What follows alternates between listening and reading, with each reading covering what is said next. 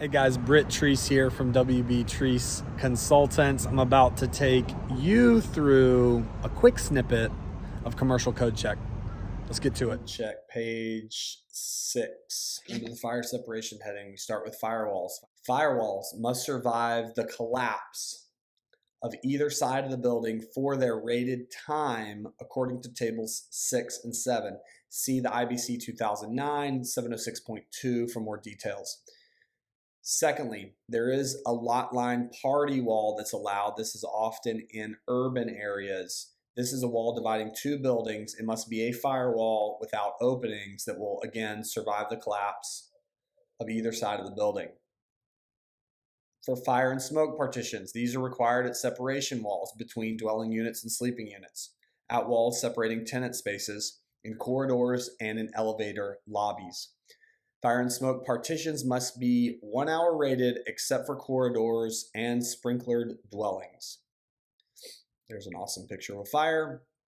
For parapet walls, these are required at fire rated exterior walls. They are considered part of the extension of the same firewall above the roof. Parapets must have the same rating as the supporting wall for the top 18 inches. For most of us, that's going to be the length from the tip of our fingers to our elbow. That's 18 inches.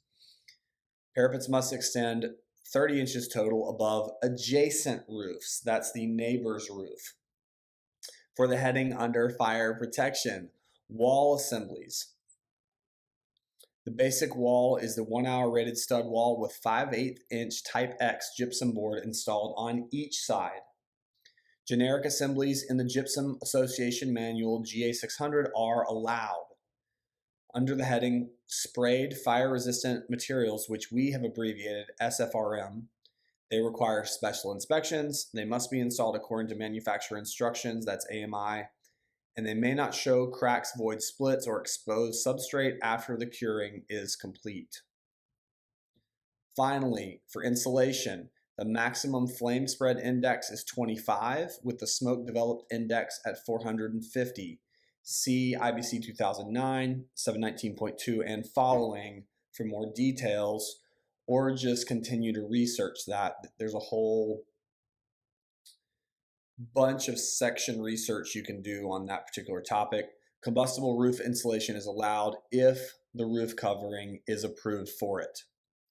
Check out the mini code check materials, the books, the ICC guides and printed materials, the various state and municipality websites that have the same posted, and sometimes they'll explain for your area.